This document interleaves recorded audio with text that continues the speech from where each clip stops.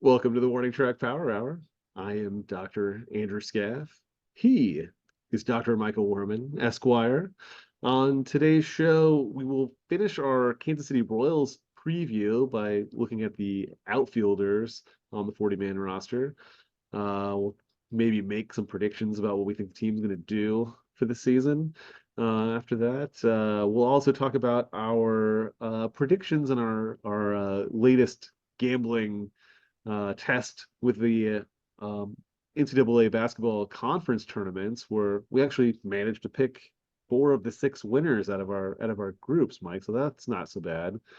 Better than I think. Well, especially I expected, but hopefully as a group, maybe we did better than we expected too. But we'll kick off today's show talking some more about the NFL offseason and some free agent signings and some player movement. But probably the biggest news, at least for us as Kansas City fans, Kansas City Chiefs fans, we found out just recently that the Chiefs have gone out and signed a wide receiver, brought in Marquise Hollywood Brown to be a wide receiver for the Chiefs. Maybe my question to you to start the show would be, what do you think of the signing? And now, how do you see the Chiefs free agent offseason as a whole? How would you grade them, I guess, as a team, Mike? What do you think? Well, I think the Hollywood Brown signing was pretty good. He it seems like was one of the better wide receivers out there, and he signed for a contract that was fairly team friendly. It seems like I think it's $7 million up to $11 million with incentives. Mm-hmm. So that's less than what Marquez Valdes-Scantling would be making, and I think maybe it's similar, maybe similar to the Juju Smith-Schuster deal a couple of years Mm-hmm. ago. So and this is like a 1 year. This is sort of a 1 year kind of prove it sort of year for Brown, who's probably looking for a big payday next season if he can have a good season with the Chiefs. He hasn't had a lot of um, success the last couple of years simply because he was in the Cardinals with the Cardinals, and the Cardinals have been dysfunctional, especially when Kyler Murray has been injured. So he's had Clayton Tune and David Blau and Colt McCoy and those, Trace McSorley Don't forget Trace throwing McSorley, Mike. throwing to him. Um, but he still managed decent stats. He also was in a very run-heavy offense in Baltimore, where he had one season that was over 1,000 yards with Lamar Jackson. So I think he's instantly, I think, probably the Chiefs' best wide receiver. At least maybe you can say Rashee Rice is on his way up there, but I think Yeah. coming out of college, if you were from Oklahoma, Brown was a first-round draft pick, had a really good kind of pedigree. So it seemed like he was going to be a star, I think, it seemed like when he was coming out of college, but that hasn't quite happened, but he's still been a solid player. So I think it's a good signing. Yeah. Um, if you're talking about the Chiefs more generally, it seems like mostly it's been the Chiefs kind of getting players back because Yeah. Tranquil re-signed, Derek Nottie just re-signed, Deshaun Wharton. I think there's a couple other guys still out Mike there, but Fano. Chris Mhm. Jones obviously Chris was Jones the is the big big one. re-signing, yeah. Yeah.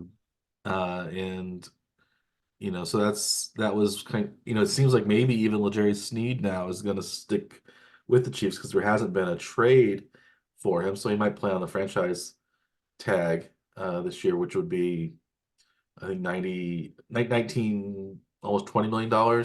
Right.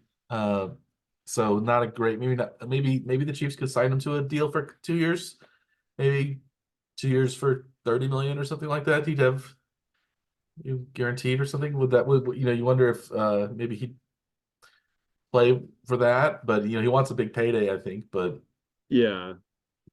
Well, I mean, he's under contract for the year for the franchise tag. So if they don't work out a longer term deal, like in theory, you would have to play under that unless he decides to like sit out, yeah, which that wouldn't be a I smart don't play. know if that usually doesn't look good. for the future, at least anyway, if you're willing to, not play out a contract that you have. And it's almost You try to $20 hold million out for something bigger. this year. Yeah, it's not like it's a chump change for one No, season anyway. it's But more. I think it's about three times or more than what he's made his entire career is that so right? far. I think he's made about $6 million his through his 4 years on his rookie contract because he was only a fourth. I think it was just a fourth round draft pick, so he was Sounds not. right. Um, so he wasn't. He was middle of the middle round draft pick. So he, not that $6 million is a lot of money for a lot of people, but it's not. Maybe for an NFL player, when your career is short, it's not something that you could be. Maybe it is. Maybe you can't live comfortably the rest of your life on $6 million. But if you have that extra $20 million, you certainly could. Yeah. It So depends on how injured you are too, I think, for what yeah, what your earning potential is after yeah, football. yeah, Deal with it. yeah. And I think Snead's been really good. So I think being able to Yeah. keep him, even if that might mean that some other potential free agent deals on maybe another wide receiver or just random depth here and there might be uh compromised, but I think the Chiefs have been pretty good in they haven't the only I guess the splashiest move they've made was to keep Chris Jones and the Hollywood Brown signing. Do you know why his nickname is Hollywood, Dr. Scaff? I don't. His stats don't say anything about Hollywood from He is from Hollywood, Florida. He grew up in Florida, so his Oh, nickname is Hollywood. that makes sense. It's not because of his flashy personality. Maybe that was part of it, but because he's from Hollywood, Florida. That makes sense. The I second did most watch famous some Hollywood. like clips of his though from in the last couple of days, and he does look like he's pretty impressive. It's just that kind of unfortunate that he's had sort of run first quarterbacks Yeah, as his teammate, at least anyway. So I'm really curious to see how he does now, because he does have the real strong deep threat, but also looks like he's a good route runner and finding like seams, like even deviating from the route to find soft spots and zones, which is, I mean, perfect for Mahomes as a quarterback. So it should be pretty interesting to see how he does. And then paired with Rice, then I don't know. That sounds it's starting to look kind of scary actually for yeah. I think if you can, especially you can find what one more uh free agent receiver, or you can still think, well, Kadarius Toney last year we thought was going to be really, really good. He turned out to be awful, but he's probably not as bad as what happened. Sky Moore still could develop. Justin Watson is a decent kind of fourth banana, probably, yeah. but But he maybe managed to find open spots and get a lot of first downs actually. So yeah, it's it possible. I seems guess. like he would be a guy that they'll probably keep around and still Mhm. have a decent career in case, Yeah, even though I don't think he's one of your favorite players, at least anyway. no, I think the more that Watson is in there, it kind of shows that the lack of depth that the receiving core had. I think it's possible. I guess it's possible Nicole Hardman resigns. Uh, Hmm. he's still a free agent, but um, I think I still hold out some hope for Tony, unless he's just completely a head case and and I mean, there's some signs that indicate that's kind of what he is, but maybe he can Yeah. get things back. He was really talented when he had the ball in his hands 2 years ago, and last year he was not as great. I think because he started out so poorly. He had a kind of historically bad game on opening night, and then he was injured some of that, and he was kind of hurrying back from injury, and it just never quite worked out for him. But maybe he could be the person. But I think maybe the Chiefs could sign somebody for, you know, we mentioned we'll mention Hunter Renfrow, the baseball player later. We'll talk about the Royals outfielders. Maybe Hunter Renfrow, the football player, could be a signing or some sort of They receiver are of that different people, and their level. names are spelled differently too, though, right? Yes, Renfro, the baseballer, ends in E, and the football player ends in W, I believe. So Hunter That Ren sounds right. Row. Row, yeah. Yeah. Yeah. So, but I don't know. I don't know if he'd be too expensive. Maybe the Royals don't. I mean, the Chiefs don't have that much money with the salary cap. The Royals could sign him because they have plenty of room under the baseball luxury tax. But um, Right. so maybe they could work out a deal. They could just sign for the Royals and play for the Chiefs. With that, that would probably be illegal. Yeah, I don't know how that can work. Oh, it would be Off the collusion. record. Like, what if the Chiefs offered the Royals, say the Royals paid $5 million and the Chiefs paid the league minimum for the Chiefs for him to play with the Chiefs, and he didn't end Yeah. up playing for the Royals. He had, they just put him on the injured list or something like that. I wonder what could something like that happen? Collusion? Could there be collusion between a not teams of different leagues? I mean, yeah, we've seen some two-way players, but they don't necessarily play for the same city's team. Like Bo Jackson played for the Raiders in football, but the Royals in baseball, and or Dion played for Deion Sanders he played played for for the San Braves and the Francisco. Falcons And together for okay, a little while. I was thinking of more of like with San Francisco, I guess, right?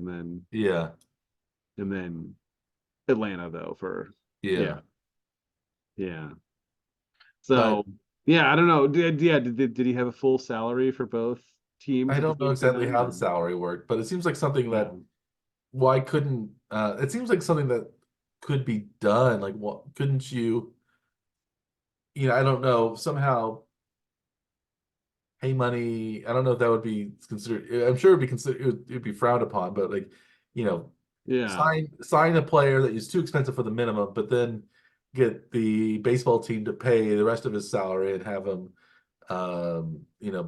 pretend to play or something like that, and then sit on the bench.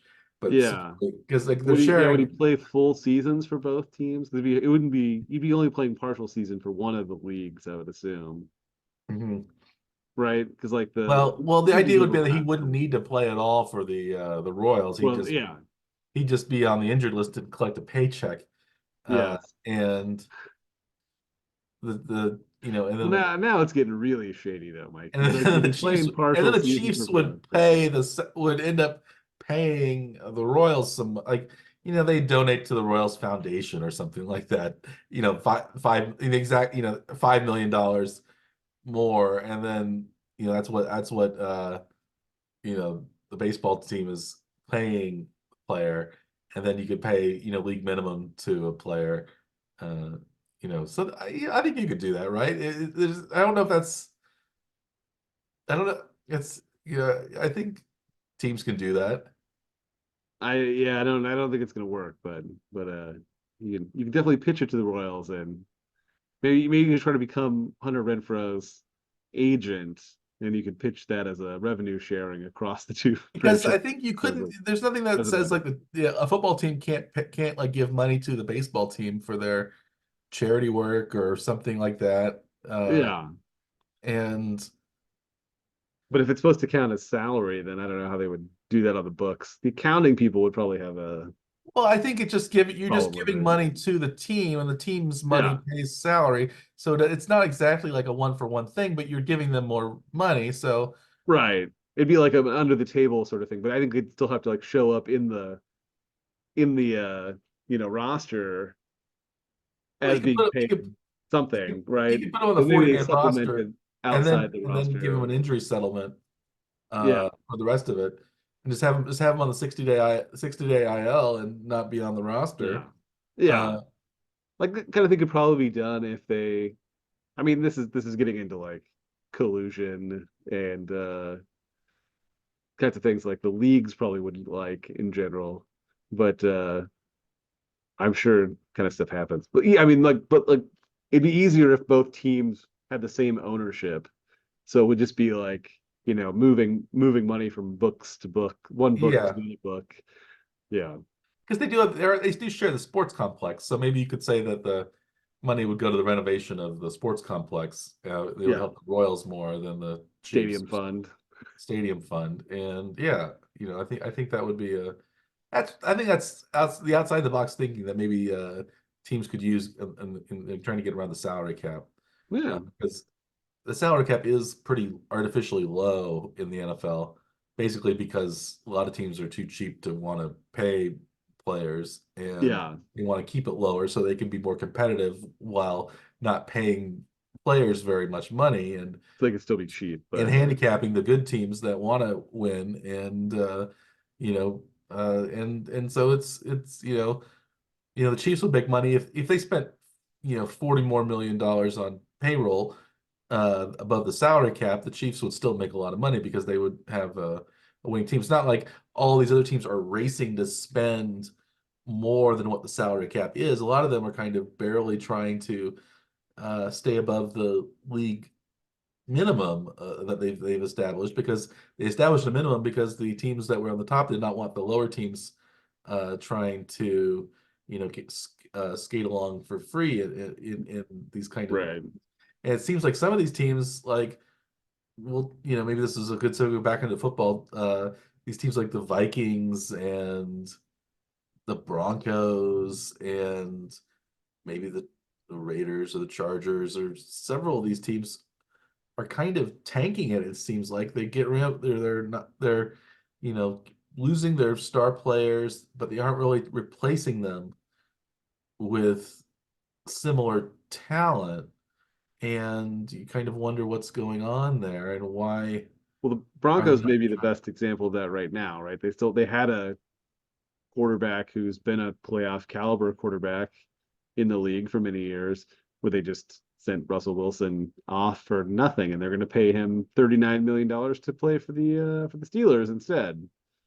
Maybe to not play as much for the Steelers as we thought, because they have because they brought in Justin Fields. But I think you said before we went on the air that you said that there's no competition now for the starting quarterback. It's going to be Wilson, and it's going to Yeah, be they Fields. immediately announced that Fields was not going to be competing for for the starting position, which just seems strange. He's like, I don't know why you bother having a guy that's on the roster. Why do you not anticipate seeing him challenging in any way It's starting job? Yeah, especially because I think you have the option of a fifth-year option for Fields, and if you'd want to see him in there to see if you want to pay him that fifth year, uh, Yeah. but yeah, I don't know what's going on with this. Yeah, so the Steelers for Justin Fields, they gave away a sixth round pick, which is essentially the same as the Jaguars gave up for Mac Jones, To back up Trevor Lawrence, back right? of Trevor Lawrence. Yeah, would you for a sixth rounder, would you rather have Fields or Mac Jones, Dr. Scott? Is this a real question? Would you rather have someone named McCorkle or not have someone named McCorkle? I'm not a Michael McCorkle Jones. I mean, Fields has shown that he's an NFL quarterback, I think. And it's like Yeah, it's I so don't know how weird. he got devalued so much that he's only worth Mac Jones And so trade why wouldn't, value. if Seems he's only crazy. worth that little, why don't the Bears keep him and just say, well, he can what we're gonna do is we're gonna put you know Caleb Williams on the bench to start out with, because, well, that's been a good strategy for quarterbacks, really not just throw them into the wolves usually their first game. Right. Let them just sit and develop. And this is what the Chiefs did with Mahomes. It's what the Packers have done with, you know, first with Aaron Rodgers and then with Jordan Love. It was something that, we don't need to just throw them into the fire. It's what Tom Brady, he didn't start immediately because he was not picked to start immediately, but a lot of the Right. really good quarterbacks um maybe were not, day one starters, and it seems like maybe that's been there's a benefit to sitting and watching, um and so why not, if for some reason you have uh quarterback controversy that develops, well, that's something maybe good to have, because you have two. Maybe Justin Fields turns out to be really good, and, well, we don't want to bench him. It would, but then his trade value would go up, and you could say, well, Yeah. we're going to trade him for more. I think it's like when the Chiefs drafted Patrick Mahomes and Alex Smith still had a very good year. He had a decent amount of trade value because, well, he was a good player still. And he Yeah. still had years on his contract. It wasn't like, yeah, there was nothing, yeah, about that that meant that he had, yeah, little value left at the end of his career. So, uh, no, it seems really crazy. But Pittsburgh though seems like they've gotten a lot better at quarterback then, right? They have Russell Wilson and Justin Fields. Do you think they're primed to take over the division now? Because it seemed like that was their biggest weakness was the quarterback position last season. Yeah, Because now they're at least defense adequate at starting quarterback, and they have a strong defense. Maybe it's stronger now with Patrick Queen coming in from the Ravens. The Ravens have lost a number of players on defense. I think also you could say the Browns have haven't gotten a whole lot better. Maybe they've gotten actually worse at the quarterback position because now it's Deshaun Watson and it's not Joe Flacco as one of the backups. They, I think, intentionally did not want to keep Flacco around because that would have created some controversy there. So, who Yeah. they, I can't remember who the Browns they brought in. Um, so they still have Dorian Thompson Robinson. They brought in Tyler Huntley Yeah. and they also, I think, they brought in somebody else. Uh, Jameis Winston. Jameis Winston. Yeah. So it's so weird. Why bring in Huntley and Winston and They already have Dorian Thompson Robinson and PTR? I don't quite understand behind Deshaun Watson now. So the yeah. sign. Like it seems like they're all about the same level of quarterback now because Watson still hasn't reached the heights that he had pre-scandal, Deshaun Watson and pre-injury Deshaun Watson. Yeah, So, some of that may be because of injuries though, but it's hard to because he but missed time for both reasons. but Flacco was the best quarterback the Browns had last year. Yeah. Yeah, I mean brought energy into the team immediately and won a couple games and then but then he kind of faded at the end and didn't have a great playoff performance, I don't think, right? So Yeah, you kind of have to wonder why Winston decided to go. I guess I'm not. I guess yeah, it's an interesting situation. So but I don't think the Bengals are getting probably a little bit worse. I don't think they kept Higgins, but they're running into salary cap issues. So yeah, maybe you could say that the Steelers might be able to win their division next year. Yeah, I think that's possible. I mean the quarterback position seemed to be their weakest, of the different like position groups. So, this seems like a pretty vast improvement. But maybe the Yeah, strangest thing about that the team for next year though is that, Fields is probably actually getting paid by Pittsburgh considerably more than then they're going to end up paying Russell Wilson because yeah, his salary is being paid by maybe Denver. maybe Fields is going to be the Cordell Stewart slash Gadget type type player. player there. I could see that happening because he's so good at running and he's a better passer than Stewart ever was, probably. Um, he's probably actually a better runner than Cordell Stewart too. I think but because he's a better quarterback and a better, yeah. So it's hard. I don't quite understand. Also, maybe why you wouldn't have Wilson and Fields compete for the starting job either. No. But I guess maybe that's because Wilson is. It seems like those two moves did not. It was They don't they necessarily weren't made. but They weren't thinking, okay, we're gonna get Wilson and we're gonna get Fields. It seemed like they were two separate moves that didn't really. They weren't really concerned about what the consequences would be to get both of them. well, and then in the middle of that, they actually moved Kenny Pickett to Philadelphia, right? Yeah, And so, yeah, what do you know what the trade value was on that? What I was think the Pickett was this. I'm not sure what Pickett went for. traded with. So they swap a 4th-round pick. So Pittsburgh sends Pickett and their 4th-round pick to Philly for their 3rd-round pick and then the 7th-round pick next year.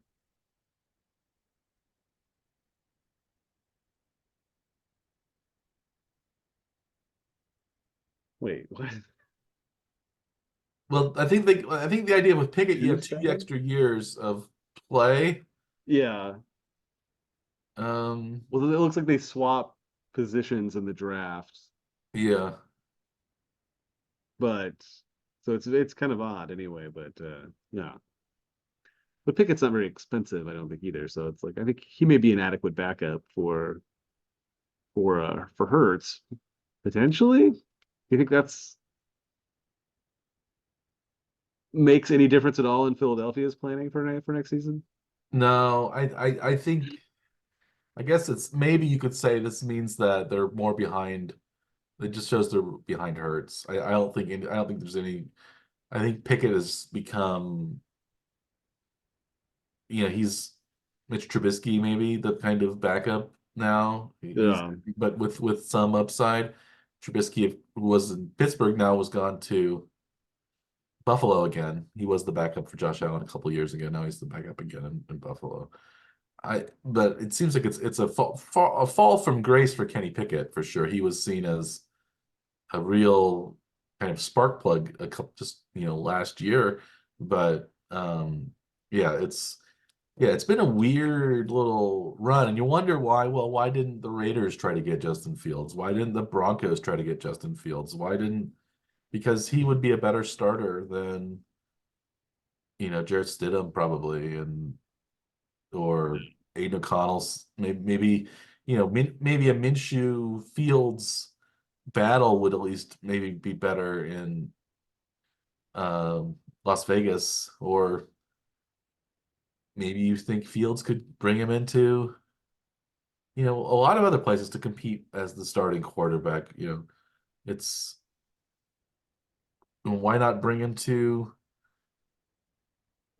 Washington or one of these other teams that's getting a rookie quarterback. Why not get him as a 1 year same as with Chicago? Why not have him as a 1 year stopgap? If he turns out to be really good, well, it's a you good have a problem to good have. problem to have, right? It's not, Yeah, yeah, you got yeah. I actual don't. competition. Some of that's interesting, yeah, for the fans and for the players too, I think. So I don't know why you wouldn't try to create a scenario where you're actually like forcing players to perform at their highest level through whatever competition is necessary, right? Yeah, it's Seems like a good strategy. or the Vikings easily could have taken Justin Fields. I think first. Maybe he wasn't Well, going to it trade them in seems the like they beginning. have to do something, right? To try to keep Jefferson happy, right? Well, it's So Sam Darnold right now, and that yeah. inspiring for Justin Jefferson? Well, if this was 2019 or something, I think having a young Sam Darnold there maybe would be something. Hey, that looks pretty good, but no, he hasn't. Yeah, it's puzzling. So I don't know. Should we move on from the NFL? I don't know if we have any more NFL news. We'll move on and talk about our college basketball, maybe our results from the college basketball conference tournaments, and then our plans for what we're going to do for the NCAA tournament. Dr. Scaff, if you want to go through the conference tournaments and how Hmm. we ended up making bets, 100 $100 bets on teams that we thought would win the conference tournament. Together we ended up doing pretty well, but as usual, I didn't do so well, and you ended up doing better and making some money on these conference tournament Well, bets. we had teams that we had picked going head to head in multiple conferences too. It just sort of happened that the team I picked, I guess, ended up doing a little bit better. Hmm. Well, in some cases, much better, like in the Big 12. But the like our first conference that we picked was in the ACC, and that one went pretty unpredictably, I would say. Would you? I mean, the old Blue Bloods and North Carolina and Duke, we split those up.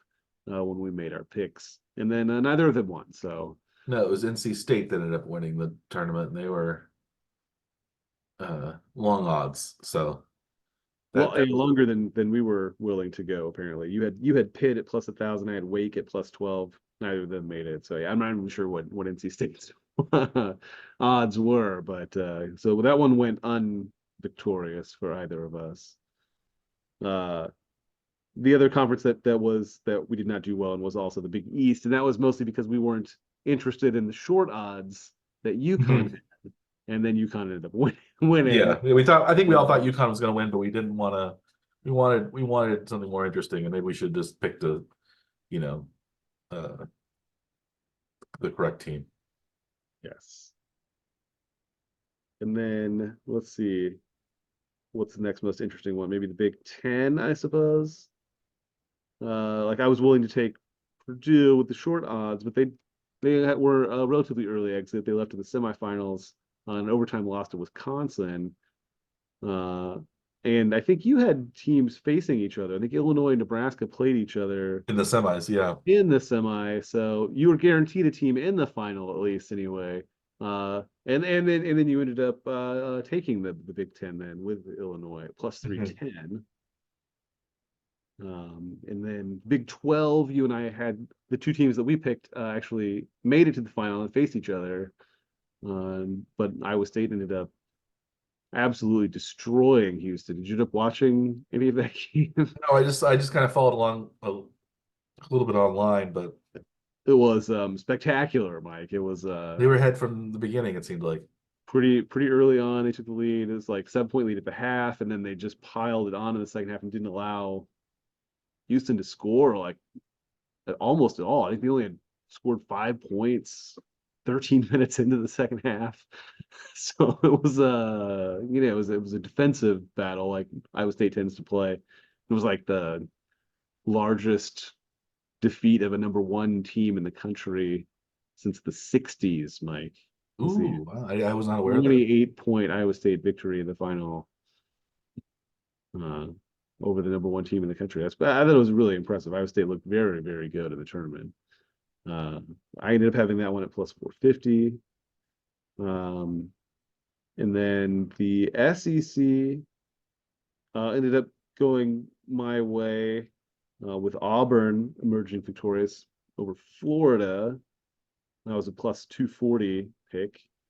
And the Pac-12 was kind of the upset that I ended up being lucking out, taking Oregon at plus 1,200. That one they ended up defeating Colorado, who you had Yeah. in the finals. That one was a close game. It went down pretty close to the end, where I think either team could have won, but Oregon ended up holding on. So we each ended up betting $1,200. I ended up with 2190 as a final, actually. So made up uh, nearly $1,000, just shy of $1,000. You still ended up with some money, but not positive though. But you still ended up with $410. I didn't lose all my money, I suppose, which is I kind of expected both of us to do terrible in this one. I thought we would like end up with no victories. so I guess Wasn't technically how I was sort of together seeing it, but yeah, together we made money, a little bit of money. yes, If we we had did. just if we had pooled our heads and decided we'll each bet on four teams, which is usually not a very good strategy, but I guess this time it was. So I think we're going to be picking out brackets in the next week. Is that right? Or how are we going to handle the brackets? I think last year we did kind of like a bunch of different methodologies. Are we doing the same thing again? Yeah, What was I think that's a good plan. We'll just see. We'll have our own brackets, and then as the tournament goes on, we'll make bets maybe on who's going to go to the Final Four and who's going to, win the championship. I don't. We could make bets already right now, but I think I like it better probably once we see the Sweet 16. We can start saying I'm going to pick them as the champion or whatever. But for now, I think we're just going to make brackets and see how well our brackets do, and we'll this maybe it's not the most exciting for our listeners to see the intricacies of each bracket, but this is something. I think it's in some ways it's a kind of scientific method where we'll see how the computer rankings do, we'll maybe do a Sagarin, we'll do a Ken Pomeroy, net basketball rankings, and see which teams would emerge victorious using those methods with the individual matchups. I think we'll probably use our own intuition insight to make our own brackets, which is the kind of the old-fashioned way. Last year, those brackets ended up doing better than anyone's any of the other methods that we had. I still say that makes the most sense because, like, I think mentally you're sort of like blending the different information that you have rather than going with a single source of information. I think your own intuition should be better than most of these like individual methods because you're like mentally That blending some of these it methods it also assumes that you've paid into attention to one college basketball, I thing. think, this year. That Maybe helps. I haven't very much. Arkansas was not very good this year, so I didn't pay much attention. But Yale has made the tournament, so I'm going to at least have one bracket where Yale wins. Homer brackets. You got to go Their homer in at least one homer bracket. bracket. Uh, or we'll have, it'll be homer bracket, or it'll be some other methodology that will have Yale emerge victorious. Maybe the You could old. pick a spot, a location in the country, and whichever team is closest to that location is the team that will win your individual We matchup. we did that. I did that last year. I did that. That worked out. Proximity alert bracket, something like The that. home team at the regional, and Oh yeah, then you went with like local, whoever's closest to home. yeah. Yeah. I also went with which schools were founded first, I believe, and so Yale Yeah. would probably win that one. I think it's the since William and Mary and Harvard, neither of them are in the bracket this year, so you think Yale founded in 1701 will be the oldest school.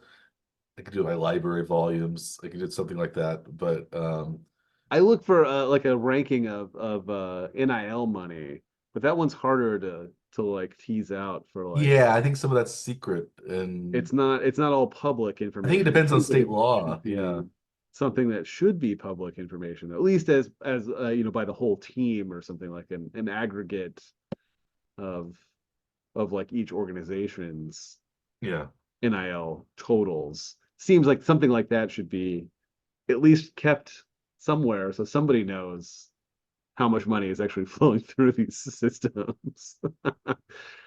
Doesn't it seem like that should be yeah, at yeah, least somewhat yeah. regular? I think you never, I think it's a bit of a shady system that they have. It was probably shady. It was shady before when they had all the under the table money by boosters and things like that being paid to players that you know usually sometimes we're caught, sometimes we're not. And but it's just a new world out there that the college athletics is having to deal with. But yeah, we could do something like that. So we'll probably have about 20 to 30, I would guess between the two of us, probably 20 to 30 brackets that have different methodologies behind them, and we'll reveal those next week, and we'll talk about how they did. Um, and I think just as we keep doing this year after year, we'll see, maybe which ones end up being the best way to do things. And or is it or is this simply a random kind of thing where it's usually it's not what basically this is what it's I can guarantee it's none of our brackets are going to be perfect even after the first weekend of play. So Sometimes even after the first couple of hours. yeah, there's always it's upsets, but it's picking the when the upsets occur, and so it's always picking the ups. Like so, having a chalk bracket in some usually is probably better than having a bracket full of upsets because you at least aren't gonna Most of the you aren't gonna miss the gimmies that amateurs, way. yeah, Uh, when right. you start making upsets, you when you pick an upset, you are likely to miss two games rather than just simply missing one game if you're picking favorites. Because it seems like it's always you pick one upset and one non-upset. It's the game that you didn't pick is the upset, and the game that you picked is upset is the Well, because draw. like what typically like a 12 seed wins almost every year, at least one 12 wins. So if you pick Yeah, one 12 upset and it's the wrong one, then you definitely missed two, right? two. So Yeah, yeah, and if you pick all fives, you'll probably get 3 out of 4, or you'll get 2 out of 4. But it's also possible if there are 2 out of 4 upsets, and you pick 2 out of 4 12s to win, you might pick the wrong two out of four, and then you miss all four 5-12s. So it's it's a it's It's a delicate balance. it's a delicate balance. This is something that requires fine skill and incredible amounts of luck, and we'll see how well we do. And maybe one of our brackets, since we're entering so many brackets, maybe one of them will end up winning the bracket challenge. From Awesome. I think you get up to like 25 brackets in ESPN. So yeah, fun to you do have that many, 25 chances at the number one bracket. And I think our group is public though, so if anybody wants to join or watch our brackets, I think they actually can. So the WTPH on bracket challenge. ESPN.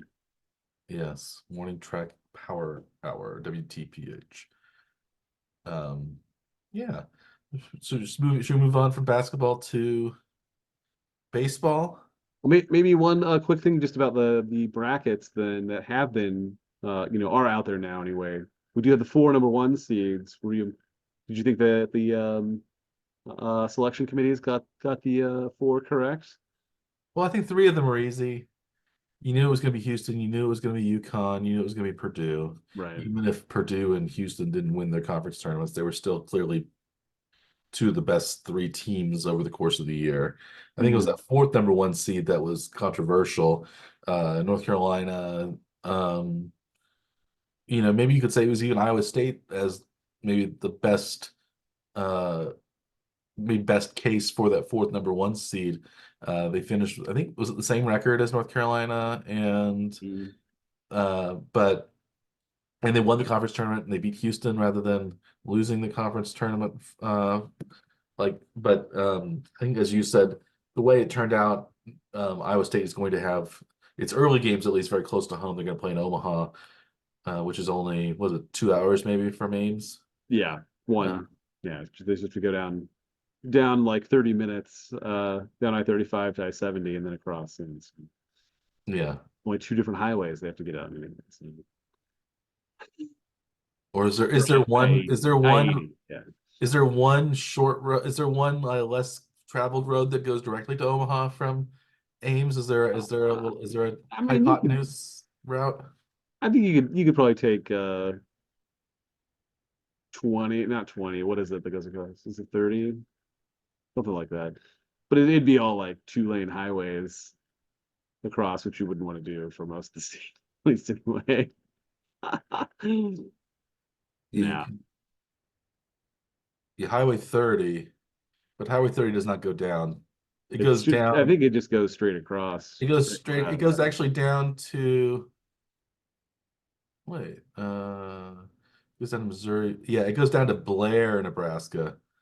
So which is north of Omaha. So you still have to take Highway 30 and then take US 75 from Blair, Nebraska down to Omaha. I remember Blair, Nebraska was a place where they had a lot of like products that were advertised on TV, and you would write to or send your 1995 to Blair, Nebraska or something. Oh, I remember Blair, Nebraska coming up. you Um, ordered a lot of stuff from Blair, Nebraska, that what you're saying? no, I just remember on infomercials, Blair, Nebraska was mentioned quite a bit. It um, it is in the Omaha metro area, but it's about um, Probably 30 miles north of, 15 to 20 miles north yeah. probably of Omaha. And Because 30 is about 20 minutes or so north of Des Moines, so that makes sense. They're pretty much laid out on a grid anyway. So no, yeah, anyway, but so yeah, it's good for Iowa State. Instead of being sent out to Los Angeles, like you said, that's where North Carolina is going to start their uh probably better, yeah, to get a couple of home games rather than having to ask your fans to travel to LA for a couple days to watch them out there. So they end up having essentially home games in Omaha. I don't think it's not bad. It's just, you kind of want that one. If you have the opportunity to get a one seed, you kind of want the one seed, right? Yeah, they're stuck in a tough bracket with UConn as the number one seed. So Yeah, UConn, so I think is probably the favorite right now to win the tournament, I would guess. I think so. But if you're asking me about UConn or the field, you should probably take the field because that's better odds in general, right? Yeah. I haven't looked though. I don't know if they what the odds are on that UConn versus the field. I'm looking at uh You think it's positive odds or negative odds? that's night UConn versus the field. it's UConn is plus 370 right now. So it should be Um Houston is plus 550, Purdue plus 700. Actually, Arizona at plus 1200 is number four. And North Carolina plus 1700. Tennessee plus 1700. Iowa State plus 2000. Auburn plus 2200. So those are the teams that are favored to win. Yeah, UConn is the highest or lowest odds, shortest odds. shortest odds. And But it is a little unfortunate, I think, too, for probably all of those schools in the East that four of the major conference tournament victories or tournament champions are in the same bracket as 1 through 4 seeds. So seems as though the four hottest teams in the country are all in the same region. yeah, the odds to win the East region, you Connecticut is just plus 100, so they're even odds basically. Iowa State plus 450, Auburn plus 490, Illinois 850. That's kind of interesting that isn't because Illinois is the three, I think, right? Arizona is favored to win the West region, plus 230. North Carolina plus 340. So Arizona has the 2 seed. And Actually, better odds. they're out west, so maybe it's because of the geography. Yeah. Future Big 12 team, Arizona. Yes. So three of the top eight seeds are Big 12 teams next year. Right. I think that's looking good. But yeah. Anyway, shall we move on Let's do it. to baseball? I think we're talking about this is our fourth week now of the Royals season preview. The Royals are doing fairly well in spring training. They have a winning record that they've lost a few games recently, but the win-loss record in spring training really doesn't have any correlation we've learned to the regular season. But it's always nice. I guess it's nice to do okay at least in the spring. If a team usually gets blown out every spring training game, they're going to get blown out every regular season game. But doing very well in spring training does not necessarily mean you're going to do well in the regular season. But we've gone through as I said, 3 weeks now. This is our fourth week of the Royals preview. 3 weeks where we looked at different position groups. We looked at relief pitchers, then starting pitchers, then infielders. Now we're on our way to the outfielders. Um, General thoughts on the outfield, Dr. Scaff? Is this the weakest position group that the Royals have, do you think?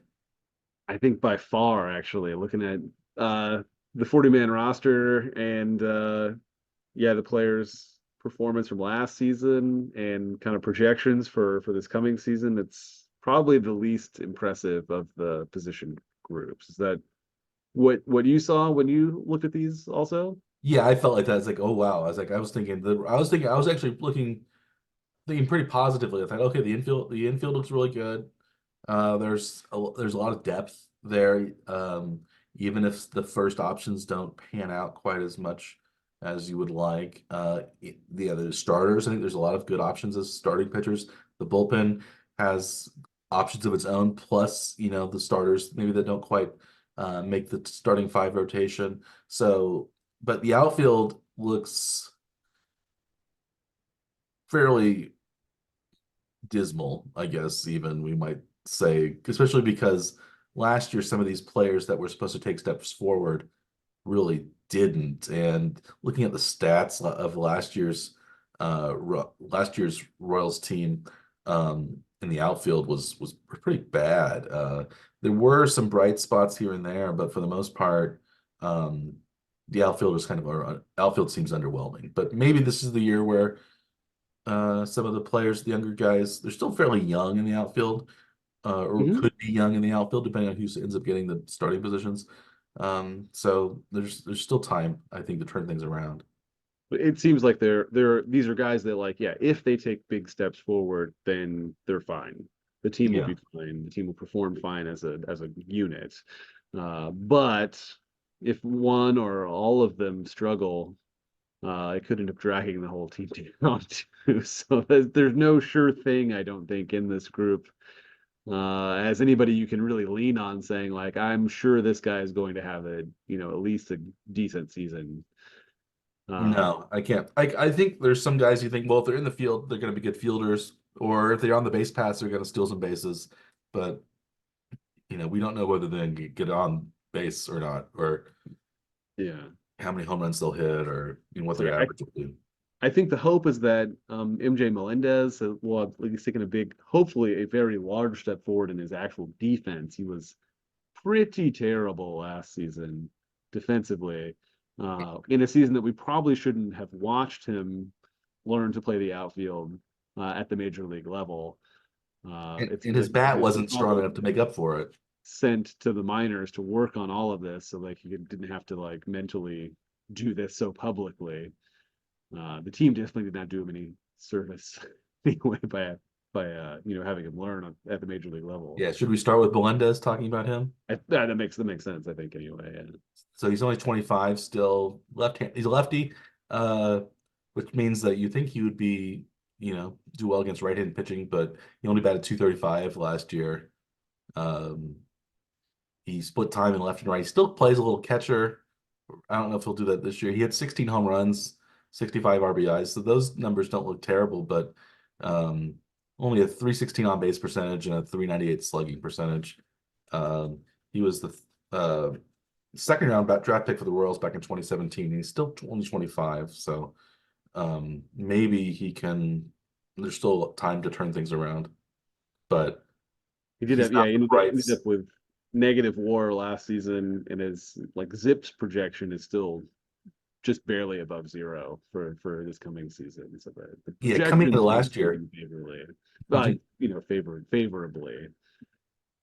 Yeah, we thought he was going to be pretty good coming into last year, and he did not play very well. So he Is was, he I one of would the say, team that's like decided he's going to be a full-time outfielder and not catch, maybe at all, maybe only as like an emergency scenario, but they've even signed another catcher, so it doesn't seem like the emergency scenario would be like for a game max before they would be able to call the emergency catcher up from AAA. So seems as though he's going to be in the outfield. So if he does not take a big step forward in his defense, it's going to be a long, long season. Like yeah. Um, it seems like he's been in left most recently, at least anyway. I think the center field position is more locked down for Kyle Isbell, at least to start this season. What do you yeah. think? What do you think of Isbell's stats from last year? Well, Isbell, he was worth 2.1 WAR in about 90 games, which is really good actually. But it did not come from the bat. I guess it came from his glove. He only hit 240, 282 on base percentage, so he doesn't walk a lot. 380 slugging percentage, which is also very low. Uh, he only hit 5 home runs, so he's not a power hitter. He was not a hitter for average either. He was a glove first, I guess, guy. He was a third round draft pick back in 2018 by the Royals, so he's been with the Royals organization for the last 6 years now. Um, yeah, I think Isbell is probably the starter in center. He might get pushed by Drew Waters, you think, as the center fielder. Um, I Waters in a think you lot of like ways. Waters, maybe even preferably to Isbell. So it seems that way, but I don't know that Waters is actually even. on the same level as Isbell personally. Waters is 2 years younger. He's 25. Yeah, He got traded from the Braves back in 22. He was their second round draft pick in 2017. He actually went to the same high school as one of my friends from graduate school. really. Friend Carl from graduate school. He went to the same high school. Of course, very different years of graduation. I'm assuming they did not overlap though. No, they didn't. I think Carl graduated about 93, 94-ish. And Drew Waters was born probably in 1999 or something like that, probably. Right. 98. I think it's December of 98. But he only batted 228. He at least got on base a little bit more, 300 on base percentage, 8 home runs, a little more power. He spent most of his time between center and right field, but he's one of those guys I think was also still young. So, maybe another good field, maybe not quite as good in the field as Isbell, but probably better. He did steal 16 bases also, so he's got a little bit of speed. Yeah, so that's basically the center field options. The Royals, most of the Royals outfield, it seems like they're full of left and right fielders because they're not fast enough to be in center. It seems like. Well, they have Tyron Blanco also. Oh, Darren Blanco, yeah, he could be a possible center fielder. A little speedier too. He had 20 something steals. 24 stolen bases. He is actually worth 1.2 WAR, only 124 at bats. So he played all the outfield positions. 258 batting average, 324 on base, 452 slugging. So he was much better. So maybe he's 31 almost. Cuban defector. He came to Kansas City from Oakland back in 2019. So he's been with the organization a while, but he just made his debut last year. So that's pretty old to make your major league debut. And you wonder if Darren Blanco will be, maybe he's the center fielder. And he did have a big difference, like in his first half to second half. Also, he won only 174 in the first half of the season in 19 games, but 308 in the second 50 games. Second half, which was 50 games. So more games, better performance is usually preferred, right? So yeah. So 308 in the second half is not so bad. Yeah, he steals bases really well. So like maybe it's Blanco. Maybe he's the center fielder, and maybe that means that Isbell or Waters can be, if they develop, they can be a fourth outfielder or in one of the other outfielder, corner outfielder or something. Yeah. So it's like you said, but still it's still a lot of question marks. We also have another kind of recent addition that played really well in a short amount of time is Nelson Velasquez. He's only 25, younger, from Puerto Rico, right-handed batter. He was the Cubs' 5th-round pick in 2017, but the Royals picked him up for Jose Cuas last year. But in 53 games, he hit 17 home runs and 14 home runs for the Royals in only 40 games last year. So he had a 586 slugging percentage and a 136 OPS plus. But he's more of a maybe stick in right field because, well, we need to give him a position or put him at DH. He's not really a great fielder. He's somebody who has maybe great power, but we also hope that he can hit for, he can get on base every once in a while. We don't know if he was a flash in the pan or if he's actually somebody who can, sustain that level of play. What do you think of Velasquez? Is he somebody you think that can become a big power hitter for the Royals? Or is he's certainly capable of power. I mean, hitting that many home runs in that short of a time frame is, something we've really only seen a few times, but relatively recently with Ryan O'Hearn came up and was a flash in the pan, a real spark anyway, at least for the end of one season, and then they platooned him to start the next year, so he ended up like losing a lot of playing time and never facing left-handed pitching, which is kind of a problem if it's somebody that you think is going to be a major player on your team. I hope they don't go that route with Velasquez, where they end up platooning him at some position and then only playing half the games and only against opposite-handed pitching, because we've already seen what that does, and it's not good. Yeah.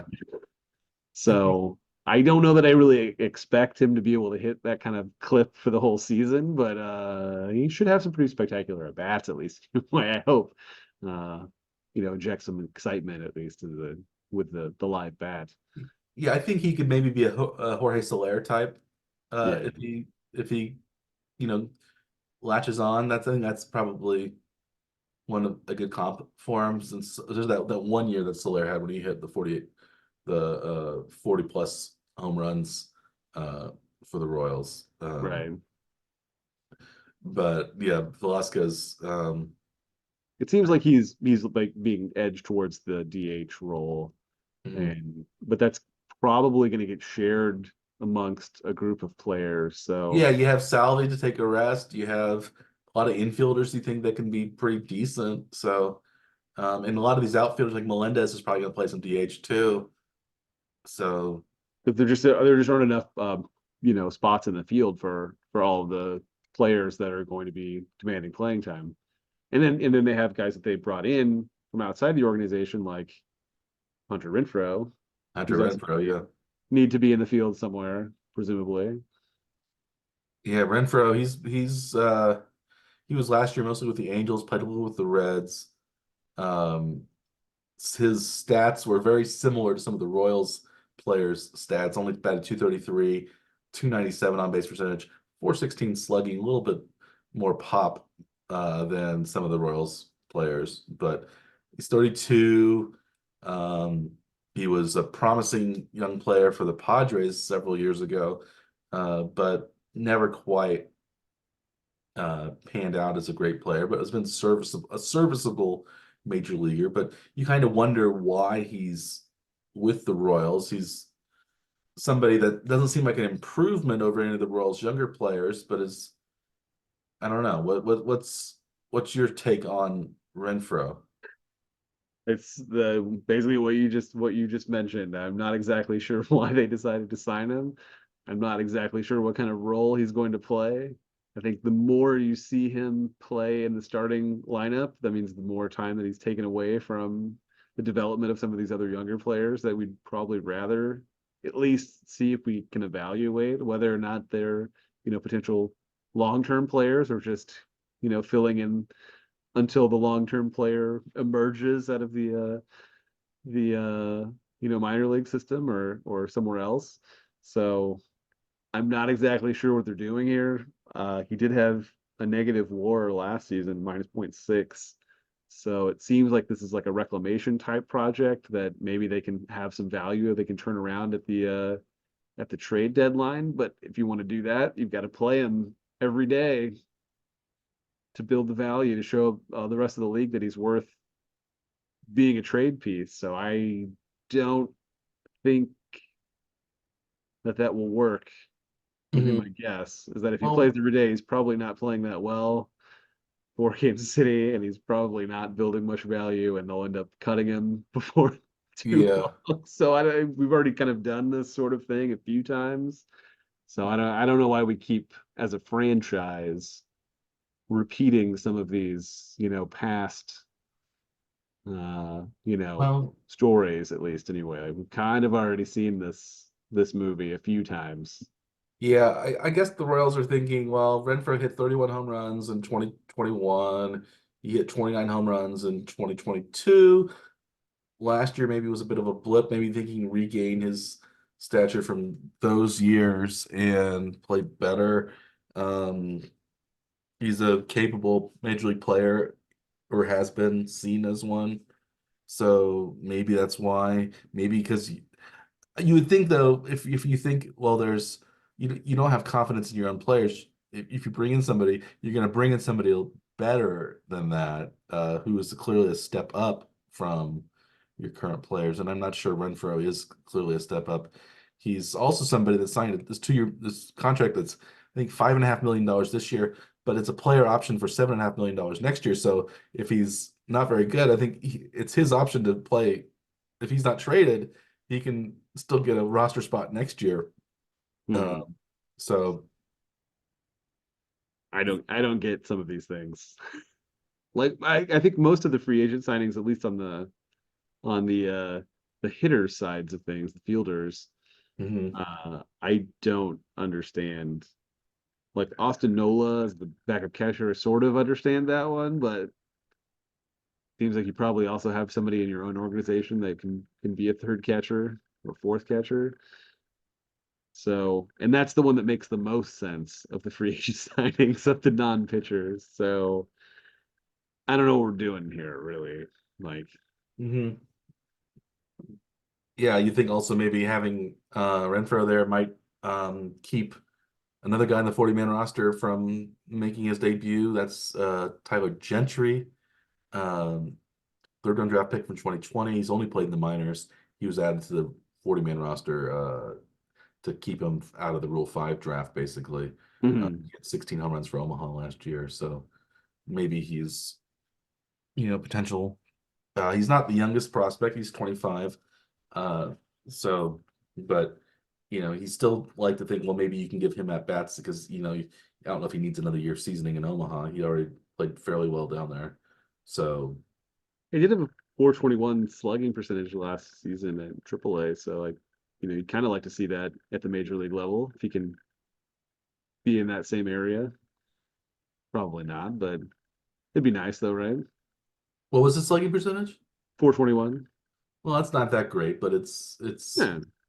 Nobody else on the roster really was that was too much higher than that. well, So Blanco did, I guess, and Velasquez, Velasquez was 579. yeah, But but like Melendez was 398, Isbell yeah, that's true. I 398. guess he Renfro, even say not on the Royals, is 416. It's going to be lower in Kansas City because it's not going to hit as many home runs here because it's just not as easy to hit home runs. yeah. So I guess 421 would be better than the others, but you would Waters at hopefully closer to 377. above maybe 450 would be a good slugging percentage for an outfielder. Right. Um, closer to 500 better, but But they don't have a lot of guys on the roster that are going to hit in that area no, anyway. So no, Bobby Witt was a 495. That was, their best long-term player, at least anyway. They actually yeah, played most of the games last season. yeah. So above, yeah, in the upper 400s you would like for slugging, but Yeah. yeah, it's there's also Nate Eaton we talked about, who has kind of scrappier. Uh, I think he can play any of the outfield positions. Uh, Mm. not He's got a any of pretty them big not arm terribly and he's pretty well. speedy, but yeah, he did not hit very well last season. No, Barely hit at all, actually. So, yeah, I think he batted 075 last year. So I don't really know if there's a lot to be super excited about. Some of these guys, could have totally fine seasons. They may be that may be in them to be able to do that. I don't know that anyone should expect a great season from these players. I think like Nick Pratto is probably going to play in the outfield a fair amount, especially if mhm. any of these guys falter at all. So there's still like more covered. Actually, Adam Frazier will probably play in the outfield some also, but I don't know that we want to see him play that much either. So it's another one of those Yeah, free agent signings that I'm not exactly sure in why they some did, but they did. So in some ways you think, well, Bobby Witt would probably be the best outfielder if he played in the outfield too. If you wanted him and you want a different person at short, you could play Witt at center probably. if they had a phenomenal shortstop prospect that was at AAA, then that may be something that they would consider. But yeah, they don't have that. I So don't think they do. we also don't have that. It's one of those Justin Fields problems. Like we have a great player. We have people who could be, we have we have too many good players, and we have actually we're at least closer to having too many good players for the infield, but yeah, we aren't that close unless there are like big steps taken by Melendez and Waters and Isbell and But Melendez needs to take steps on more than one side of the ball, not just yeah. with the bat, but he needs to take a very, very large step defensively. Well, if he could hit, at least you could say, well, put him at DH more, and then maybe Yeah. Velasquez, but he's not a great fielder either. But at least, yeah, you want to see but a lot of problems could be solved though if Velasquez turns out to be the power guy that he started out to be, and if Blanco's second half wasn't a fluke, then well, that's two Now, of the and now they're looking okay actually yeah on paper then. Yeah. So yeah. so now that we've looked at the roster, the Royals won what 56 games last season. Maybe the first question is, do you think that they can improve on last year's dismal season? Yes, I think they'll improve. I think they'll be better than last year. So then the next question is the FanDuel win total number for the Royals. We'll talk about this, I think, more next week. I think we'll make our win total projections for at least some of the teams for the 2024 season. Maybe as a preview, FanDuel's sportsbooks odds for Royals win totals 2024, 73.5 wins. Ooh, that's high. I was thinking it might be closer to like 68 and a half, something like that. So 73. 73.5 is They must be more bullish on the yeah, it is a big jump over the 56 wins. So they're like, so it seems like the sports books are expecting 17 more wins than last year. yeah, I was thinking a 70. I was thinking right before you said it, like I was thinking, well, 72 and 90 would be a pretty good season. I was thinking, or if they could get 74, 88, that would be a solid. But I was thinking that was probably more wishful thinking than anything. But if the FanDuel, those books are usually really good at predicting those things. So 73 and a half is actually it's about 4 or 5 higher than I would have guessed. Yeah, So and actually, Fangraphs has them projected at 76 wins, which really, is and even higher Fangraphs is than the historically FanDuel sportsbook projection. So, historically seems to take the Royals be very bearish on the Royals Fangraphs. I think well, I mean, yeah, looking at like the Zips projections, like they're all like in line or roughly the same as what they were last season for like most of the individual players. So, seeing Fangraphs come up with a projection of higher than even what the sports books are projecting for the win totals seems absolutely shocking to me though from yeah looking at these different statistical models for what the team should expect from the players. I don't know that you can expect that from the decision making though from like the player usage or pitching usage from the managerial side of things. So I mean I'm impressed that the models think that highly of them, but I don't yeah know that it's I thought that highly of yeah them. I was thinking yeah I was thinking it would be like 68 to 70 wins would be their projection Just and avoiding 100 loss season seems like a step mhm, up. This seems like maybe a couple of steps towards nearly being a playoff team almost of mid 70s victories. You're only mhm, a handful of breaks away from being being on the winning side and maybe yeah even vying for the division, or if the division ends up being weak, or that last wild card spot. So it's not that big of a stretch if you can get into there. no it's yeah so maybe well I think maybe going through the roster it seems like well the pitching staff looks pretty good Do you think? relatively Oh, and was one other little piece of news about the pitching staff though. Reagan's has been selected as the opening day starter, so yeah I think that's there what may we be a little want bit of a shift in the managerial decision making now, actually making their young prospect who had a phenomenal second half of the season with KC and naming him opening day starter early in the process, not waiting until yeah the week of the opening day. yeah I think Nice. Reagan's is the person that should have been selected so that's good I'm Like, shocked actually. So I didn't think they would pick him. I thought it would be one of the new guys they just brought in, I'm glad it's Michael Reagan's. Waka or Michael a Yeah, second. Waka I could have seen, for sure. No. But yeah, so that kind of shows what the Royals are thinking of him as their number one starter, then rather than what maybe you thought was maybe their three starter even, or um, with the new guys. Uh, Well, historically, they had seemed to like give the edge not to what they're looking at as the future, but as, maybe someone who's, seasoned enough to, be the current number one, not necessarily trying to project them forward yeah, into the role that they want them to be, but just, out of respect or, whatever, rewarding someone for what they did rather than who you want them to be, right?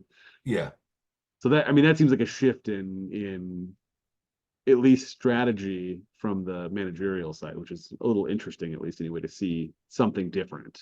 it could be yeah. I wonder if it's a front office decision or if it's purely managerial. Maybe it's Quatrero um, taking more of a, I don't know, maybe more of a realistic view of what's going to happen, and maybe betting on his young players, and maybe it's a sign of, hopefully we think, that it's a sign of more consistency from the rotation, consistency from bullpen management.